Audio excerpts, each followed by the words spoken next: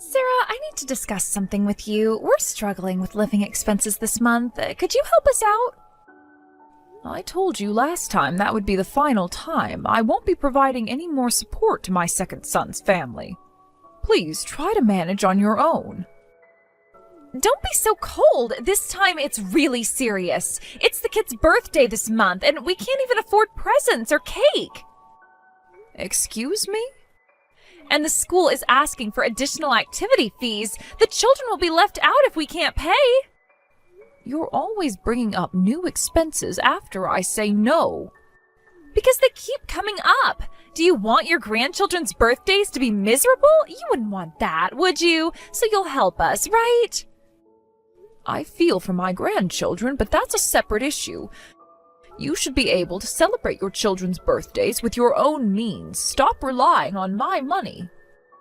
The kids are talking about their cousins' big parties last week. They looked so sad. Perhaps if you and Michael kept your jobs, you could afford such things. Come on, Sarah, don't be such a miser. You're living comfortably on your pension, and Thomas lives with you, so you're not struggling financially. Why won't you use your excess money to help family in need? If you were truly struggling, I would help, but in your case, you're just trying to take advantage of me. What did you say? Remember last month when you said you needed money for car repairs? Yes, and you refused to help then, too. I saw you at the mall the next day, shopping bags in hand. That was different. There was a sale. I won't help people like that. I heard from Aunt Mary that both you and Michael quit your jobs again. Well, the bonus was too small. You recommended those jobs, saying that they would be good, but the salary was low, the bonus was tiny. It's only natural to quit a company that doesn't motivate its employees. The company gave you both chances despite your spotty work history. They even trained you. Training? They just made us do boring paperwork all day. You should be grateful to even get a bonus after only working 6 months. You two are really alike, no patience at all. You never keep a job long, that's why you have no money. Even relatives tried to help by finding you work, and you've made me lose face because of your behavior. Shut up! It's your fault for recommending such terrible companies. Either find us better-paying jobs that suit our personalities, or take responsibility and help us with living expenses. What unreasonable people you are. How can you say that after everything we've done for this family? What exactly have you done? Well, we visit during holidays, we bring the grandchildren. Only when you need something. That's not true. We came for New Year's, didn't we? Yes, and immediately asked for money for winter clothes. We're family, aren't we? Are you just going to ignore our situation? Let's talk about family then. When was the last time you visited without asking for money? That's not the point. You're changing the subject. I'm sorry, but I don't have that kind of flexibility anymore. If you're talking about family helping each other, why didn't you help us too? Please stop asking for support. Help you? With what? You have everything. Do I? Have you ever asked how we're doing? Huh? Why don't you have flexibility? You have your pension and Thomas's income. You're not struggling at all. That reliable Thomas had to take leave from work. What? Why would he do that? He's always working. He didn't have a choice. What do you mean? Is he being lazy like Michael? I don't want to spread this around, but Thomas was diagnosed with an illness. It's quite serious. He can't work because of the treatment. Really? That serious? Yes, it's serious and quite difficult. We don't even know how much the treatment will cost. Oh, but surely his insurance will cover it. Insurance doesn't cover everything. There are many extra expenses. But still, you must have savings. So please leave us alone for a while. I need to prepare for his future treatment costs, so I can't help you. If anything, in the spirit of family helping each other, I'd like your help. Help? What kind of help? Even just emotional support would mean something, visiting Thomas at the hospital. No way, that's impossible for us. We don't even have jobs or money. Money isn't everything, just being there. Hospitals are depressing, and the kids might get scared. I know that. That's why the best help you can give is to leave us alone. Please try to become independent. Take care now. Mom, I've been thinking. What is it, dear? Mom, thinking of stopping the treatment. What? Why are you suddenly saying this? You just started your hospital stay today. I saw the cost estimates today. Worse than we thought. What do you mean? The treatment costs are higher than I imagined. They're saying I might need treatments not covered by insurance, and I'm worried about the out-of-pocket expenses. I'm not sure all my savings will be enough. Is that what's been bothering you all day? I can't stop thinking about it. The numbers keep running through my head. Oh, don't worry about that. If your savings aren't enough, I'll cover it. This is exactly when you should rely on your mother. But Mom, your retirement. Don't even think about that. I can't do that. Your savings are for your retirement. I can't let you use them on me. Listen to me, Thomas. But Mom... What are you talking about? I have no interest in a retirement where my son died because he couldn't get proper treatment. Money means nothing without you. Mom... Besides, there's something I haven't told you. What is it? You've been paying for living expenses while living with me. Thanks to that, I've saved quite a bit. It's only natural for me to use that money to repay you. Even if I use up my savings, I still have your father's insurance. What? Dad's inheritance is still there. Every penny of it. But I thought you used that for house repairs last year. That came from my regular savings. I never touched your father's money. It's practically untouched. Parents save more than their children realize, so Thomas, focus on getting treatment and beating this illness. That's the most cost-effective approach. A prolonged hospital stay would cost more in the long run. You've been planning ahead all this time. Of course, that's what parents do. Well, I've been worrying about money. That's enough of that kind of talk. You're right, Mom. I guess being admitted to the hospital properly made me a bit depressed. I'll focus on the treatment and getting better. That's my boy. How are you feeling now? Better after talking with you. The nurses here are kind too. Really, don't worry about money. Just focus on getting well. Rachel, what's happening out there? Oh good, you're home. Wait a minute, Rachel. What's with all these boxes? Michael won't answer my calls. Please explain what's going on. Don't act surprised. You must have expected this. Expected what exactly? What's to explain? It's exactly what it looks like. We've sent over our moving boxes. Moving boxes? These are all yours? Of course. The kids' toys, our clothes, everything. You don't mean you're planning to live here? Obviously. Where else would we go? But why would you? Yes, when the eldest son dies, the second son becomes the heir, right? So this house will soon be ours. I heard he has 3 months to live after being hospitalized. We knew it was serious, but wow, it's really bad, isn't it? How dare you? What? Did I say something wrong? It's just common sense. What's bad is your head. What kind of person are you?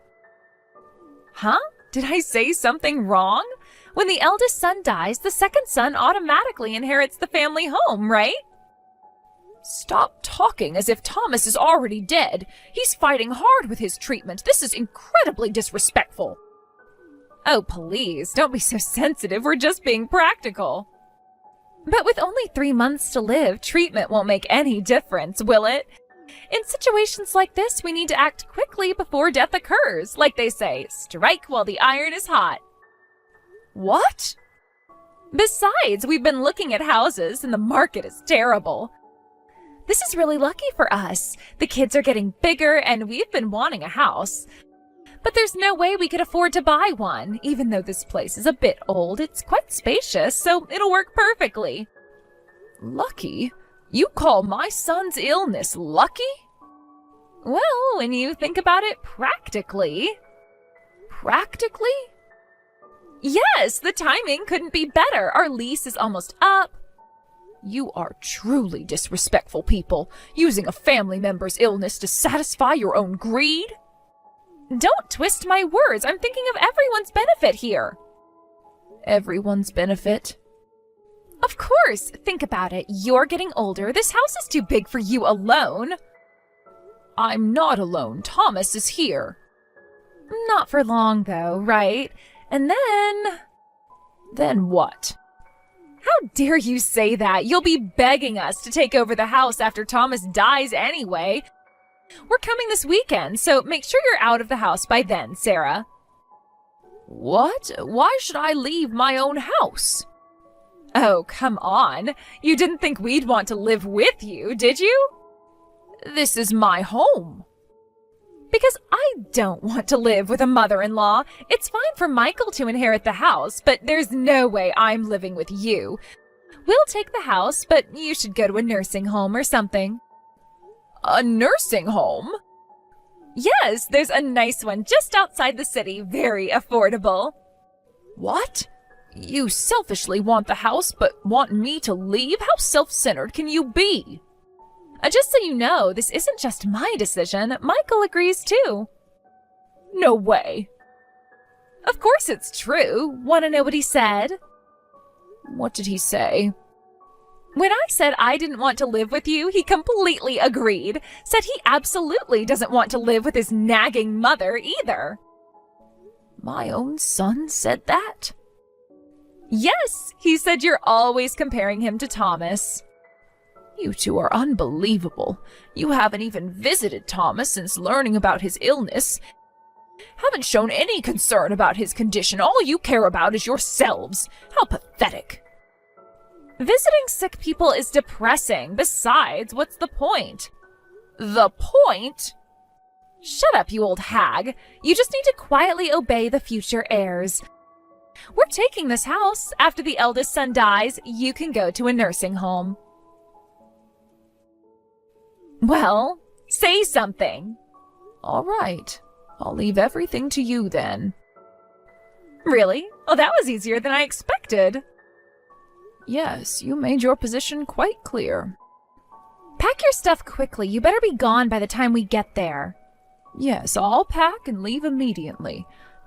But I've one condition. In exchange for leaving, promise me you'll never contact us again. Huh? You heard me clearly. What do you mean, never contact you? I'll leave this house as you wish. In exchange, never come to us with requests or favors again, and no more daily support. Preferably don't contact us at all. Are you saying you want to cut ties with us? Do I need to spell it out more clearly? But what about the grandchildren? Weren't you just saying how depressing it would be to visit us? Well, that's different. This is about inheritance. Simply put, yes. In exchange for leaving, I want you to cut ties with both Thomas and me. You can't be serious. I've never been more serious. That's totally fine with me. Actually, I'm thrilled to cut ties with such a troublesome mother-in-law. Perfect. We understand each other. Finally, no more nagging about jobs and responsibility. Then we have a deal? Now, I can leave this house without regrets. I'll leave your boxes somewhere in the house. Thanks, we'll unpack ourselves. So just focus on getting out. How thoughtful of you. Just make sure you don't take anything that belongs to the house. Well, of course not. I wouldn't want to start my new life with any reminders. Sarah, answer your phone. Hello? What's going on, Sarah? We came to move in with the whole family today, but suddenly real estate agents showed up. They're trying to force us out, saying they need to proceed with the sale.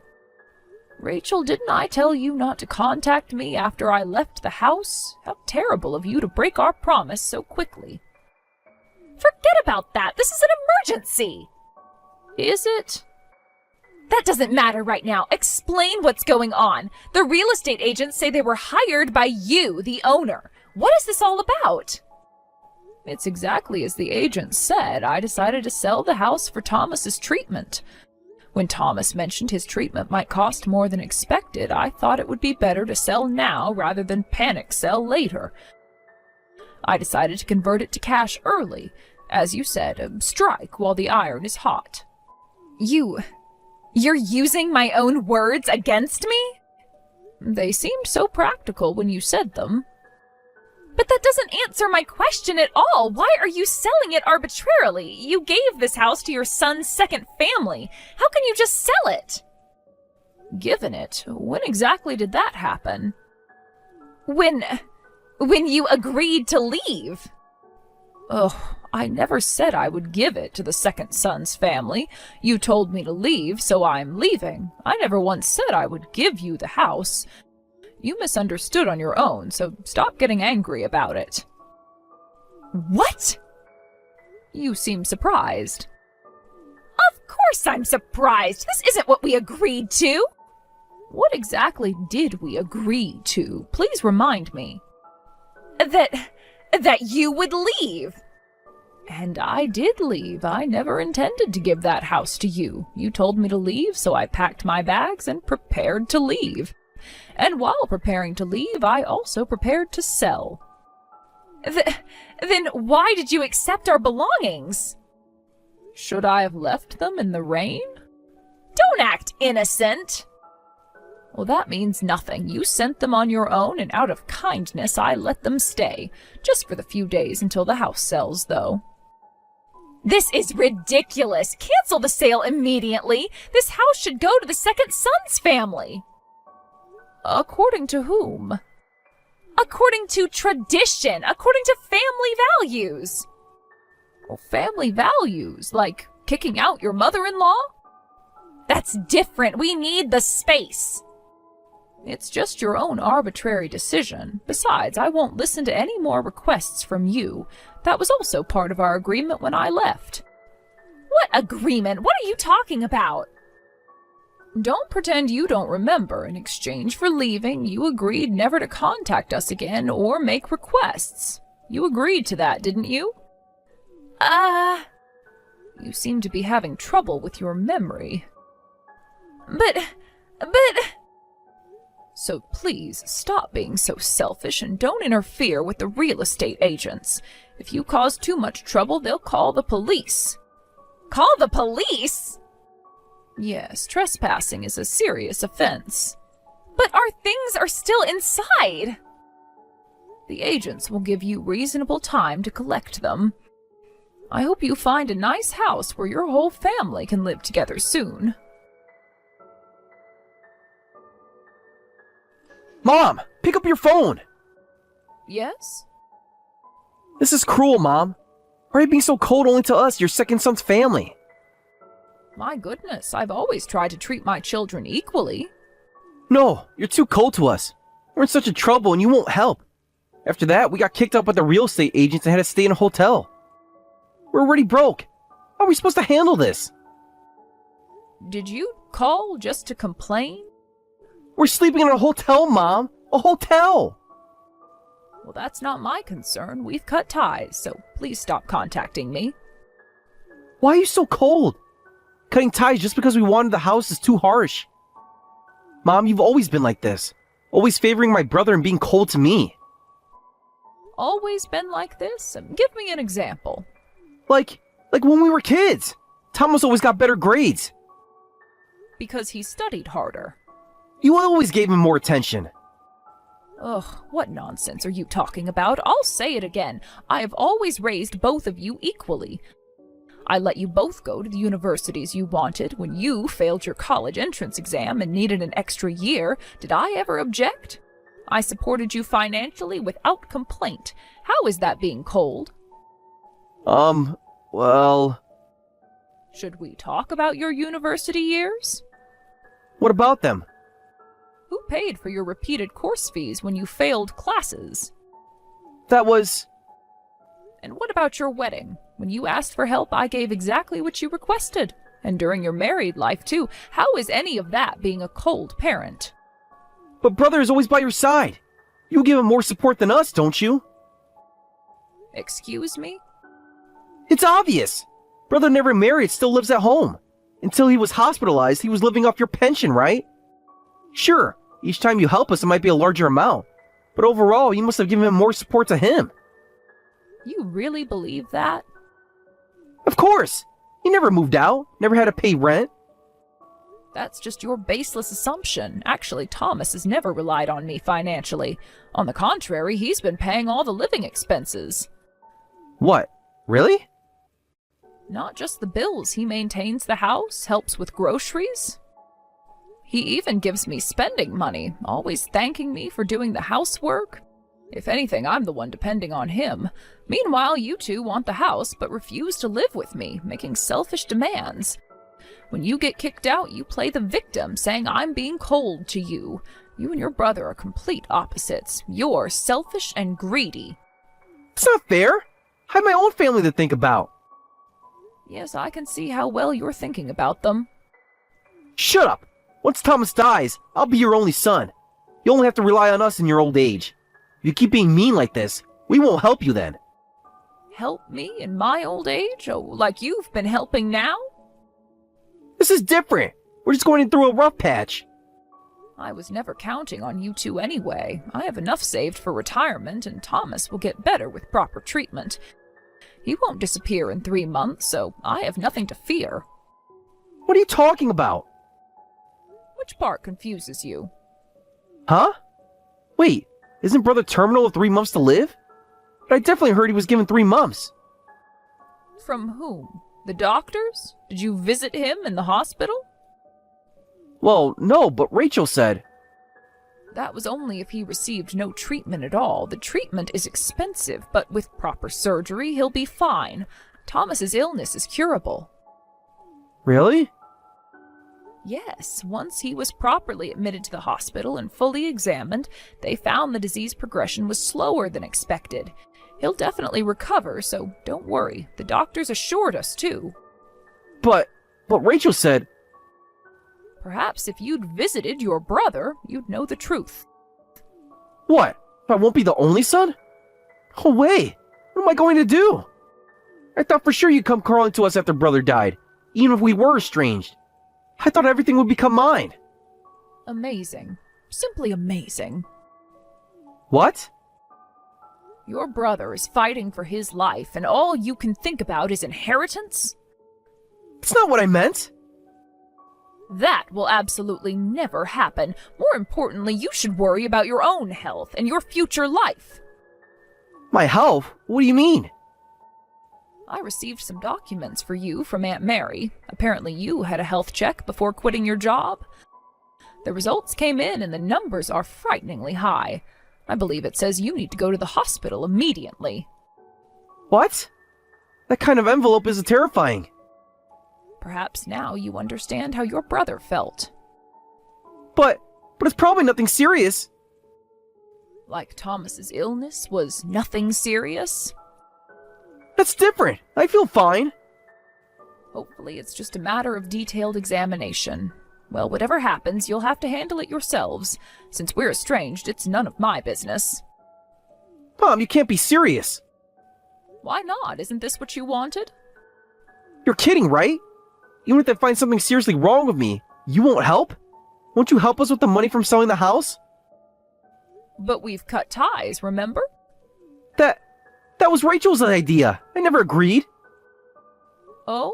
So you didn't agree when she said you didn't want to live with your nagging mother? I was just angry. No way. Mom, please. What if something's serious?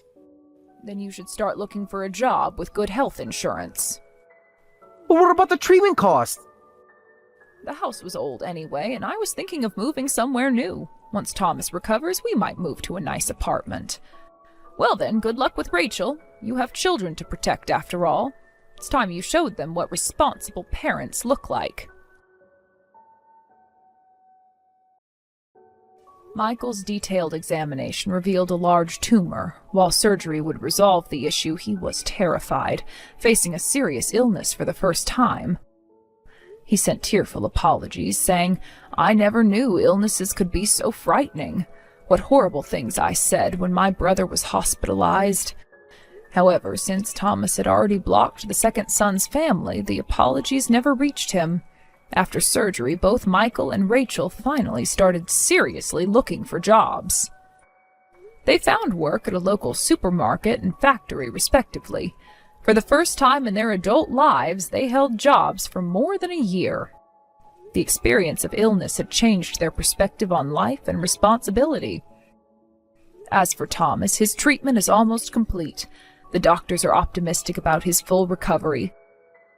Sarah is currently living in an apartment near the hospital to watch over Thomas, and once he's discharged, mother and son plan to support each other while living in a nice new apartment. They occasionally hear about Michael's family through relatives, but maintain their distance, having found peace in their quieter life together.